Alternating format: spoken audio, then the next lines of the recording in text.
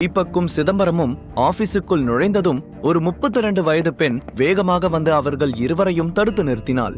அவளுடைய பெயர் ஷாலினி. சேகரின் தனிப்பட்ட பிஏவாக அவள் இருந்தாள். அவளுக்கு சிதம்பரத்தையும் அடையாளம் தெரியாததால் 2 பேரையும் தடுத்து நிறுத்தி, யார் நீங்க? எப்படி பெர்மிஷன் இல்லாம நீங்க 2 பேரும் உள்ள வந்தீங்க என்று கோபமாக கேட்டாள். சிதம்பரம் ஏதோ சொல்ல வர தீபக் அவரை தடுத்து ஷாலினியை பார்த்து, நான் இங்க சேர்மேன் மிஸ்டர் ஆதவனை மீட் பண்ண வந்திருக்கேன் என்று சொன்னான். அதை கேட்டு ஷாலினி கோபத்துடன், ஆதவன் இந்த கம்பெனியோட வைஸ் பிரசிடென்ட் தான். யார் என்னன்னே தெரியாம இப்படிதான் மேனஸ் இல்லாம உள்ள வருவீங்களா? உடனே இங்க இருந்து வெளியே போங்க, இல்லனா செக்யூரிட்டியை கூப்பிட்டு கழுத்தை பிடிச்சு வெளியே தள்ளுவேன் என்று கோபமாக சொன்னாள். அந்த சமயத்தில் தீபக்கின் போன் ரிங் ஆக ஷர்மிளாவிடமிருந்து கால் வந்து கொண்டிருந்தது. தீபக் காலை அட்டென்ட் செய்யும் முன்பே போன் சுவிட்ச் ஆஃப் ஆகிவிட்டது. அப்போது சிதம்பரம் ஷாலினியை பார்த்து, ஹலோ பொண்ணு, நீ யார்கிட்ட என்ன பேசிட்டு இருக்கன்னு தெரியுமா? தேவையில்லாம வார்த்தையை விட்டு பிரச்சனையில மாட்டிக்காத என்று சொல்லி முடிக்கும் முன்பே தீபக் அவரை பார்த்து, அங்கிள், சீக்கிரம் ஆதவனை வர சொல்லுங்க, எனக்கு டைம் இல்ல என்று பதற்றத்துடன் சொன்னான். அவனுடைய கவலை எல்லாம் ஷர்மிளாவை பற்றி தான் இருந்தது. தீபக் சொன்னதை கேட்டு உடனே சிதம்பரம் ஆதவனுக்கு கால் செய்து வெளியே வர சொன்னார். ஆதவனுக்கு சிதம்பரத்தை நன்றாக தெரியும் என்பதால் உடனே தன்னுடைய கேபினில் இருந்து வெளியே ஓடி வந்தான். ஷாலினியின் பேச்சை இருவருமே மதிக்கவில்லை என்று தெரிந்ததும் அவளுக்கு இன்னமும் கோபம் அதிகமானது. இங்க பாருங்க, உங்க 2 பேருக்கும் கடைசியா வார்ன் பண்றேன், இப்ப வெளியில போக போறீங்களா இல்லையா என்று கோபமாக கத்த, அப்போது பின்னால் இருந்து, ஏய் ஷாலினி, வந்திருக்கிற கெஸ்ட் கிட்ட இப்படிதான் நடந்துப்பியா? அறிவில்ல என்று ஆதவனின் குரல் கேட்டது. டக்குன்னு திரும்பி பார்த்த ஷாலினி, சாரி சார், இவங்க 2 பேரும் பெர்மிஷன் இல்லாம உள்ள வந்து என்று சொல்லி முடிக்கும் முன்பே, வாய மூடு, உன்னோட இந்த திமிருத்தனமான பேச்சுக்கு என்னால உன்னை இந்த கம்பெனியை விட்டு இப்பவே தூக்க முடியும்னு உனக்கு தெரியும்ல என்று ஆதவன் கோபமாக கேட்க, ஷாலினி எதுவும் பேசாமல் அமைதியாக அங்கிருந்து நகர்ந்து விட்டாள். ஷாலினி ஆபீஸில் அவமானப்படுவது இதுதான் முதல் முறை. ஷாலினி சேகரை கைக்குள் போட்டுக்கொண்டுதான் இந்த வேலையை வாங்கியிருந்தாள். அங்கிருந்து நகர்ந்து சென்றவள் உடனே சேகருக்கு கால் செய்து மொத்த விஷயத்தையும் சொன்னாள். மறுபுறம் சிதம்பரம் ஆதவனிடம் தீபக்கை அறிமுகப்படுத்தி வைத்தார். தீபக் ஆபீஸ் ஃபார்மாலிட்டிஸை எல்லாம் முடித்து கையெழுத்து போட்டுவிட்டு நேரத்தை பார்க்க மணி 3 மணியை கடந்து கொண்டிருந்தது. எனக்கு இன்னமும் 2 மணி நேரம் தான் டைம் இருக்கு என்று சொன்னவன் வேகமாக ஆபீஸை விட்டு வெளியே வந்தான். 3 பேரும் லிப்டில் இருந்து கீழே இறங்க அங்கே சேகர் கோபமாக நின்று கொண்டிருந்தார். அவர் ஆதவனை பார்த்ததும், ஆதவன், உன் மனசுல என்ன நினைச்சிட்டு இருக்க? புதுசா வந்தவங்க கிட்ட நீதான் இந்த கம்பெனியோட சேர்மேன் சொன்னது மட்டும் இல்லாம ஷாலினியையும் வேலையை விட்டு துரத்திடுவேன்னு மிரட்டுறியா என்று கத்தினார். அதை கேட்டதும் சிதம்பரம் முன்னால் வந்து, மிஸ்டர் சேகர், இன்னையில இருந்து இந்த கம்பெனியோட நியூ சேர்மேன் மிஸ்டர் ஆதவன் தான். இப்பதான் அவருக்கு அந்த அதிகாரத்தை நான் கொடுத்திருக்கேன் என்று சொன்னார்.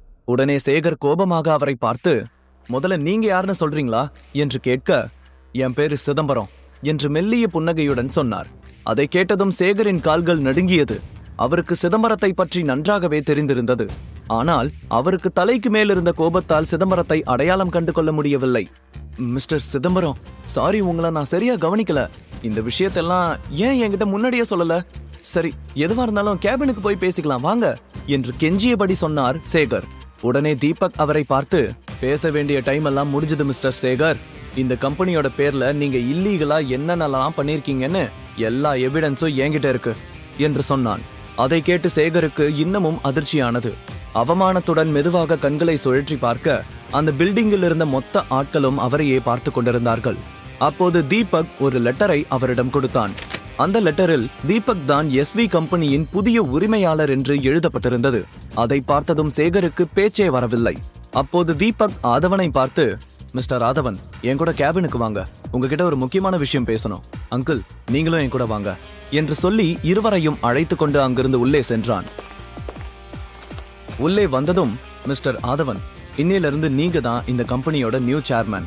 இந்த கம்பெனி சம்பந்தப்பட்ட எல்லா முடிவுகளையும் நீங்க தான் எடுக்கணும் என்று சொன்னான் தீபக். அதை கேட்டதும் ஆதவன் சந்தோஷமாக, ரொம்ப தேங்க்ஸ் சார், இது வரைக்கும் இருந்த மாதிரி இதுக்கு மேலையும் நான் ரொம்ப நேர்மையா இந்த கம்பெனில நடந்துக்குவேன் என்று சொன்னான். குட். அப்புறம் இன்னொரு விஷயம், சேகரும் அவரோட மகன் விவேக்கும் 2 பேரோட இல்லீகல் விஷயங்கள் எல்லாம் உடனே வெளியே கொண்டு வரணும். விவேக் எத்தனை பொண்ணுங்களோட வாழ்க்கையை கெடுத்திருக்கான்னு எனக்கு தெரியும். இப்ப 2 பேரும் ஜெயிலுக்கு போக வேண்டிய டைம் வந்துருச்சு என்று சொன்னான் தீபக். கவலைப்படாதீங்க சார், அவங்களுக்கு எதிரா எல்லா எவிடன்ஸும் என்னோட லாக்கர்ல இருக்கு. கண்டிப்பா ஒரு நாள் உங்களை மாதிரி யாராவது ஒருத்தர் வந்து ஆக்ஷன் எடுப்பாங்கன்னு எனக்கு தெரியும். அதான் எல்லாத்தையும் கலெக்ட் பண்ணி வச்சிருக்கேன் அந்த எல்லா எவிடன்ஸையும் உங்களுக்கு கொடுக்கறேன் என்று சொன்னான் ஆதவன். ஓகே என்று தலையை ஆட்டிய தீபக் சிதம்பரத்தை பார்த்து, அங்கிள், எனக்கு உடனே 30 லட்சத்துக்கு செக் கொடுங்க, நான் போயாகணும், டைம் இல்ல என்று சொன்னான். கண்டிப்பா சின்னையா, ஆனா எனக்கு ஒரு விஷயம் தெரியணும். நீங்க ஏன் இப்படி ஒரு வீட்டோட மாப்பிள்ளையா வேஷம் போடுறீங்க? அதுதான் எனக்கு புரியவே இல்ல என்று தயங்கிக் கொண்டே கேட்டார் சிதம்பரம். அங்கிள், நான் பிறந்ததுல இருந்தே என்ன உங்களுக்கு தெரியும். நான் காரணம் இல்லாம எதையும் செய்ய மாட்டேன். இல்லனா கல்யாண மேடையில ஒரு பொண்ணை விட்டுட்டு நான் வருவனா? நான் வீட்டோட மாப்பிள்ளையா இருக்கிறது தான் என்னோட தந்திரமே. உங்களுக்கு ஞாபகம் இருக்கா? அப்பா அடிக்கடி சொல்லுவாரு, ஒரு ராஜா தன்னை சுத்தி இருக்கிறவங்க உண்மையான முகத்தை தெரிஞ்சுக்கணும்னா சில நேரம் வேஷம் போட்டுதான் ஆகணும். அதுதான் இப்ப நடந்துட்டு இருக்கு. நேரம் வரும்போது உங்களுக்கு எல்லா விஷயமும் தெரிய வரும். அது வரைக்கும் என்கிட்ட இதை பத்தி கேட்காதீங்க என்று சொன்னான் தீபக். அவனுடைய நோக்கம் என்னவென்று சிதம்பரத்தால் புரிந்து கொள்ள முடியவில்லை. அதன் பிறகு அதை பற்றி பேசாமல் உடனே 30 லட்சத்திற்கான செக்கை தீபக்கிடம் கொடுத்தார். தீபக் செக்கை வாங்கி கொண்டு அங்கிருந்து கிளம்பும் சமயத்தில் வெளியே இருந்த செக்யூரிட்டியிடமிருந்து சிதம்பரத்திற்கு கால் வந்தது. அவர் அட்டன் செய்து பேசிவிட்டு அதிர்ச்சியுடன் தீபக்கை பார்த்தார். சின்னையா, உங்களோட ஒய்ஃப் ஷர்மிளா விவேக்க பார்க்க அவனோட ரூமுக்கு போயிட்டு இருக்காங்களாம் என்று சொன்னார். அந்த விஷயத்தை கேட்டதும் அவனது இதயம் இன்னமும் படபடக்க ஆரம்பித்தது. விவேக்கிடமிருந்து ஷர்மிளாவை காப்பாற்ற முடியுமா? தீபக்கை பற்றிய உண்மையை ஷர்மிளா தெரிந்து கொள்வாளா? விவேக் அவளை எதற்காக தன் அறைக்கு அழைத்தான் என்று தீபக்கிற்கு நன்றாகவே தெரிந்திருந்தது. விவேக் அறையில் போதைப் பொருள் இருப்பதும் அதை தான் அடைய நினைக்கும் பெண்கள் மீது அவன் பயன்படுத்துவதும் அங்கே இருக்கும் எல்லாருக்குமே தெரியும். ஆனால் அவர்கள் சேகருக்கும் விவேக்கிற்கும் பயந்து யாரிடமும் வெளியே சொல்லாமல் இருந்தார்கள். சிதம்பரம் சொன்னதை கேட்டு தீபக் செக்கை மடித்து தன் பாக்கெட்டில் வைத்துக்கொண்டு கோபமாக விவேக்கின் ரூமை நோக்கி சென்றான். அதை பார்த்து ஆதவனும் பயத்தில் பின்னாலேயே செல்ல சிதம்பரம் அவன் கையை பிடித்து தடுத்தார். நீ எங்கேயும் போக வேண்டாம், இந்த விஷயத்த சின்னையா டீல் பண்ணிக்குவாரு. ஆதவன், நீ ஒரு விஷயத்த நல்லா ஞாபகத்துல வச்சுக்கணும். தீபக் ஐயா தான் சிவகங்கை சீமை ராஜான்ற விஷயம் நம்மளை தாண்டி வேற யாருக்கும் தெரியக்கூடாது என்று தீவிரமான குரலில் சொன்னார் சிதம்பரம். அதை கேட்டு ஆதவன் வேகமாக தலையை ஆட்டியபடி, கண்டிப்பா யாருக்கும் தெரியாது சார் என்று சொன்னான். விவேக் இருக்கும் அறை 14வது மாடியில் இருந்ததால் தீபக் இன்னமும் 10 மாடிகள் தாண்டி செல்ல வேண்டியிருந்தது. லிப்ட் வரும் வரைக்கும் காத்திருக்க முடியாமல் வேகமாக மாடிப்படியில் ஏறி ஓடினான். அந்த நேரத்தில் ரூமில் விவேக் தனது வேலையை பார்க்க ஆரம்பித்து விட்டான். அவனுடைய கையில் ஒரு கிளாஸில் ரெட் ஒயின் இருந்தது. ஷர்மிளா முன்னால் இருந்த சோஃபாவில் அமைதியாக உட்கார்ந்து கொண்டிருந்தாள். அவள் விவேக்கின் அறைக்கு வந்தவுடனேயே எல்லாவற்றையும் சொல்லிவிட்டாள். ஆனால் அவன் எதையும் கவனித்திருக்கவில்லை. அவனுடைய பார்வை மொத்தமும் ஷர்மிளாவின் அங்கங்கள் மீதே பதிந்திருந்தது. ஷர்மிளா சொல்லி முடித்ததும், இப்ப நான் என்ன பண்ணணும்னு மட்டும் சொல்லு ஷர்மி என்று விவேக் கேட்க, அதான் விவேக், எனக்கு உடனடியா 30 லட்சம் பணம் வேணும் என்று ஷர்மிளா தயங்கிக் கொண்டே கேட்டாள். இவ்வளோதானா? இதுக்கு ஏன் இவ்வளோ தயக்கம்? உட்காரு வரேன் என்று சொல்லி உள்ளே சென்று ரெட் ஒயினை ஒரு கிளாஸில் ஊற்றி அவளிடம் கொண்டு வந்து நீட்டினான். இல்ல, எனக்கு இதெல்லாம் பழக்கம் இல்ல, வேண்டாம் விவேக் என்று ஷர்மிளா மறுக்க, இல்ல ஷர்மி, இது ரொம்ப காஸ்ட்லியான ஒயின், ஆல்கஹால் கம்மிதான், தாராளமா குடிக்கலாம் என்று விவேக் சிரித்துக் கொண்டே நீட்ட ஷர்மிளா தயங்கியபடி, இல்ல வேண்டாம் விவேக், நீ பணத்தை கொடுத்தா நான் உடனே கிளம்பிடுவேன், அங்க அப்பா எனக்காக வெயிட் பண்ணிட்டு இருக்காரு என்று சொன்னாள். அதை கேட்டதும் விவேக் சிரித்துக் கொண்டே தன் பாக்கெட்டில் இருந்த செக் புக்கை எடுத்து டேபிளின் மீது போட்டான். உனக்காக நான் 30 லட்சம் இல்ல 3 கோடி கூட இதுல ஃபில் பண்ணி கொடுப்பேன். ஆனா நீ என் கூட சேர்ந்து ஒரு கிளாஸ் ஒயின் ஆச்சும் குடிக்கணும் என்று சொன்னான்.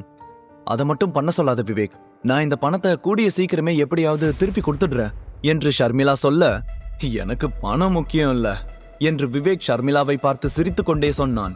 அவன் சொல்லும் விதத்திலேயே ஷர்மிளாவுக்கு அவனுடைய எண்ணம் என்னவென்று நன்றாக புரிந்தது. விவேக் மெதுவாக அருகில் வர ஷர்மிளா சோபாவிலிருந்து எழுந்து பின்னால் நகர்ந்து சுவரில் சாய்ந்து நின்று கொண்டாள். அவள் கண்களில் பயம் அப்பட்டமாக தெரிந்தது. விவேக் அவள் அருகில் நெருக்கமாக வந்து, ஷர்மி, உனக்கு இப்ப இந்த பணம் கிடைக்கலனா கண்டிப்பா உன் அப்பா ஜெயிலுக்கு போறத யாராலையும் தடுக்க முடியாது. உள்ள போனா அவருக்கு என்ன நடக்கும்னு யாருக்கு தெரியும் என்று பயமுறுத்தும் தோணியில் சொன்னான். அதை கேட்டதும் ஷர்மிளாவுக்கு தன் அப்பாவின் முகம் கண் முன்னால் வந்து சென்றது. அதே சமயத்தில் விவேக்கின் முகத்தை பார்க்கும்போது அவளால் பயத்தை கட்டுப்படுத்த முடியவில்லை. விவேக் இன்னமும் அவள் அருகில் நெருங்கி வந்து, வா ஷர்மி, என் கூட சேர்ந்து இந்த ஒரு கிளாஸ் ஒயினை மட்டும் குடி, நான் இப்பவே செக்ல கையெழுத்து போட்டு கொடுத்துடுறேன் என்று சொல்ல ஷர்மி தயங்கிக் கொண்டே, குடிச்சா எனக்கு செக் கொடுப்பல்ல என்று கேட்டாள். அவளுடைய மனதில் அந்த நேரத்தில் தன் அப்பாவை எப்படியாவது காப்பாற்ற வேண்டும் என்ற எண்ணம் மட்டும்தான் இருந்தது. அந்த வார்த்தையை கேட்டதுமே விவேக்கின் கண்கள் பிரகாசித்தது. இன்னைக்கு இரவு முழுக்க அவளுடன் இருக்க வேண்டும் என்று மனதிற்குள் கற்பனை செய்து கொண்டவன், கண்டிப்பா நீ குடிச்ச அடுத்த செகண்டே நான் செக்ல கையெழுத்து போடுறேன் என்று சொன்னான். ஷர்மி கொஞ்சம் தயக்கத்தோடு மெதுவாக ஒயின் கிளாஸை எடுத்து குடிப்பதற்காக வாய் அருகில் கொண்டு வர டக்கென அந்த ரூமின் கதவு திறந்தது. இருவரும் அதிர்ச்சியுடன் திரும்பி பார்க்க அங்கே தீபக் நின்று கொண்டிருந்தான். அவனை பார்த்ததும் விவேக்கிற்கு கோபம் உச்சத்திற்கு சென்றது. எவ்வளவு தைரியம் இருந்தா என்னோட ரூமுக்குள்ள வருவ என்று கோபமாக சொல்லிக் கொண்டே அருகில் சென்றான். ஷர்மிளாவும் தீபக்கை அங்கே எதிர்பார்க்கவில்லை. தீபக், நீ எப்படி இங்க வந்த என்று கேட்க, ஷர்மி, நான் மட்டும் சரியான டைமுக்கு வரலனா இவன் உன்னை என்ன பண்ணிருப்பான் தெரியுமா என்று பதட்டத்துடன் மூச்சு வாங்கியபடியே சொல்ல, ஷர்மிளா கோபமாக, தீபக் என்ன பேசுற நீ? நான் விவேக் கிட்ட ஹெல்ப் கேட்க தான் வந்தேன். விவேக்கும் பணம் தரேன்னு சொல்லிட்டான் என்று சொன்னாள். ஷர்மி, உனக்கு இவனை பத்தி தெரியாது என்று தீபக் சொல்லிக் கொண்டிருக்கும் போதே விவேக் அவனை அடிப்பது போல அருகில் சென்று, உனக்கு என்னடா என்ன பத்தி தெரியும்? நான் நினைச்சா உன்னால் இந்த ரூமை விட்டு உயிரோடவே வெளியே போக முடியாது, பாக்குறியா என்று சொல்லி அவன் மார்பில் கை வைத்து தள்ளினான். அப்போது நடுவே வந்த ஷர்மிளா, விவேக் ப்ளீஸ், தீபக் என்னோட ஹஸ்பண்ட், அவரை எதுவும் பண்ணிடாத என்று கெஞ்சும் தோணியில் கேட்டாள். ஓ, இவன் தான் அந்த வீட்டோட மாப்பிளையா? உடனே இந்த உதவாக்கரைய என் காலில் விழுந்து சாரி கேட்க சொல்லு, இல்லனா இவன் இங்கிருந்து உயிரோட வெளியே போக மாட்டான். நீயும் அந்த செக் அமௌண்ட்டை மறந்துடலாம் என்று தீபக்கை கோபமாக முறைத்து கொண்டே சொன்னான் விவேக். ஆனால் தீபக்கின் கண்களில் துளியும் பயமில்லை. அவன் விவேக்கின் கையில் இருந்த 30 லட்சம் ரூபாய் செக்கையே பார்த்து கொண்டிருந்தான். என்னடா பாக்குற? இப்படிதான் 3 வருஷத்துக்கு முன்னாடி இதே மாதிரி ஒருத்தன் பிரச்சனை செஞ்சான்.